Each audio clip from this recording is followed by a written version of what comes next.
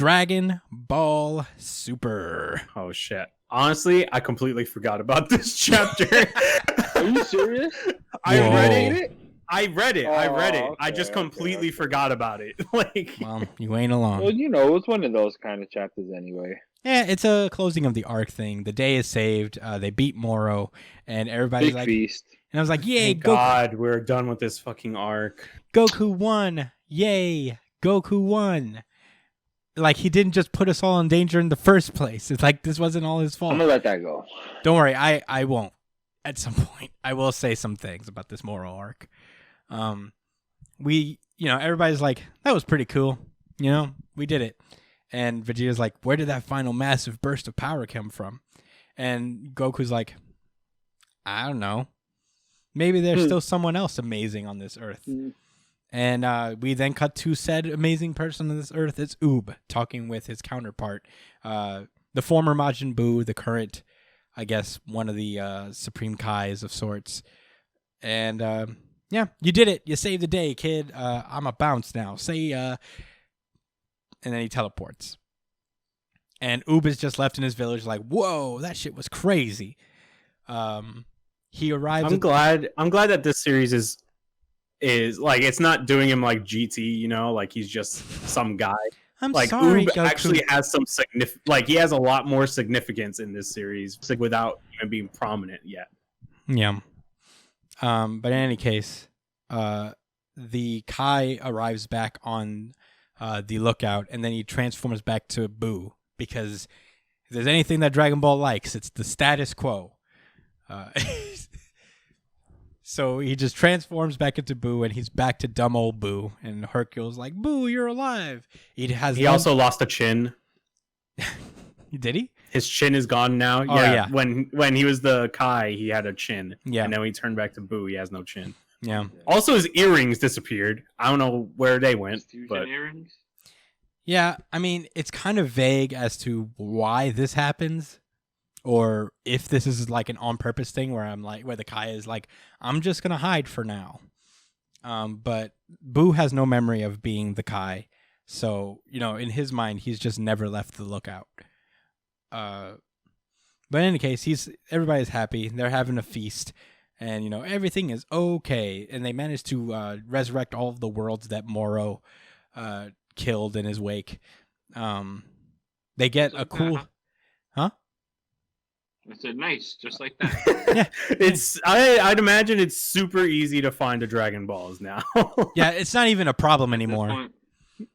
Remember, Dragon Ball was all about finding them, and now they're just like, we can find them tomorrow. That thing that helps at the end. We can find them in 5 minutes. Basically. Got it, and now I have all of them. And there it's been 5 seconds. God forbid anybody else in this world wants to make a wish at that exact moment in time. Like, God forbid anybody else ever hears about these things and starts. Can't they make a wish to like end like world hunger? Shut up, Brian. Anyway. They get a cool Star Wars-esque award ceremony where everybody gets a medal for their valiant service. Apparently, Vegeta is Vegeta the Fourth. I didn't even know this about him. I didn't know that either. And I guess Jocko's last name is Jocko Terry Mary Menten Piboshi. All right, Toriyama. We get it. And they're like, yeah. And finally, the final award goes to Merus, also known as Merus Ikan Noichiya Boshi. Wow. He's not dead. Oh man, I can't believe it. Wow. I'll say this. That is such a good twist. I'll say this, though. I was genuinely like, oh, they actually brought him back. I thought he was going to stay dead.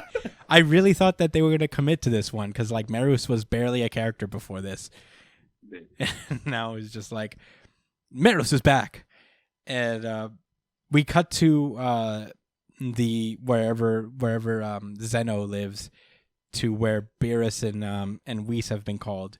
And basically this big head angel guy was like, yeah, I pulled some strings and I was able to when I eradicated Merus, it was only temporarily, and I resurrected him as immortal. So now he's just a guy. He doesn't have any more of his reality warping angel powers. So you're welcome. And basically the punishment for this, like the trade-off, is that they have to kind of just wait on the Xenos from now on for a little while. Zeno's usual bodyguards are just chilling, having a mimosa in the hot tub while they're living in the hell that is taking care of these pieces of shit. I hate the Xenos so much. They're just and like, the sad part is that they're basically they're basically untouchable. There's nothing you can do about these pieces of shit. yeah, they are the strongest things in this series, and Goku is not even trying to step to them. They're done.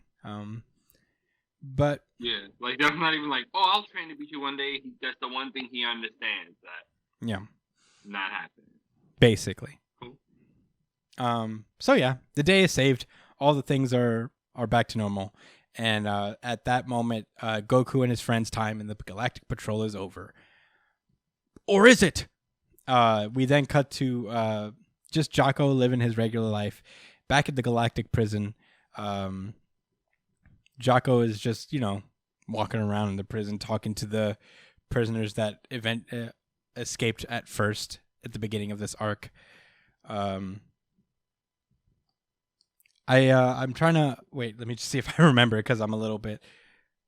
Oh yeah, one of these guys is like, we haven't forgotten that you killed our pals, and basically is like, yeah, no, that was Moro who did that. No, he was like, that was Moro who did that. No, I'm thinking like, who cares? Who are you, nigga? Like, Who are you? Yeah, yeah, and he's like, yeah, Moro literally ate 7-3. And the other alien guy is like, I said killed. You can't kill what's not even alive. And they're just like, destroyed? I don't know. I don't see what the difference that thing makes. And apparently we get it revealed that 7-3 was just another thing they stole. It's not a real person. At first he was empty, but as time went on, we filled him with data and turned him into a powerhouse. So I guess he's this weird clone thing. And speak of the devil, we cut back to that huge crater where they left him in, and he starts rebuilding himself, and 7-3 starts regenerating. And at that moment, his homeboys, or some kind of weird bandits, alien bandit folks, just pick up 7-3 in a jar, his head in a jar, and they fuck off before Jocko and the others Galactic Patrol members can find him. And they're like, and the Galactic Patrol is like so incompetent. They just go there, it's like, I can't find him. You want to go get cheese? And then they fuck off to go get cheese. legit. Can't make this up. Yeah. In any case, yeah, they go shopping too. A few months later, in the far-flung corner of the universe, this fucking fat alien dude named Goichi is just sitting on his ass, like, basically Jabba the Hutt. Yeah, and they're like, oh, the data has been copied into the other units, and Dragon Ball's Jabba the Hutt goes, good, well done. And they're like, I never expected OG 7-3I to be powered up to this extent. This is gonna be sick. It's time for us to rule this universe. And at that moment, another ship approaches them, and it's this guy inside the ship talking to a guy named Oatmeal, and his name is this man's name is Granola. This space bandit man. And he basically goes in and I didn't notice the granola one. I didn't notice the. Did you not know? Did you seriously not know? Nope, I didn't see that the first time. Wow. Oatmeal and granola. Wow. I seen oatmeal and I was just like, all right. whatever, maybe I'm reading this wrong, saying it. I'm not pronouncing it right. Yeah, but there is granola. And granola breaks into this ship and starts shooting, breaking and kicking ass, taking names. He's got this cool eye thing. Weird that people actually use guns in this series. Mm-hmm. Yeah, This right. almost You could doesn't just feel like blast and blast. Dragon Ball at all. So yeah, this Dragon Ball Fat Jabba the Hutt guy is like, activate all the soldiers. Fuck it, we're gonna use just all of them. And Granolo's basically like, are those the ones? And no, none of them are the OG 73s that they want. So he just eradicates all of them with a blasty blast. I guess he doesn't need the gun after all. He just goes. Bah, bah, bah, bah, bah, bah. Yeah. The gun was just That's a kind of joke. cool though. Yeah. Oh no, the gun is to immobilize the guards. This and goes- blast them with the killing. Okay.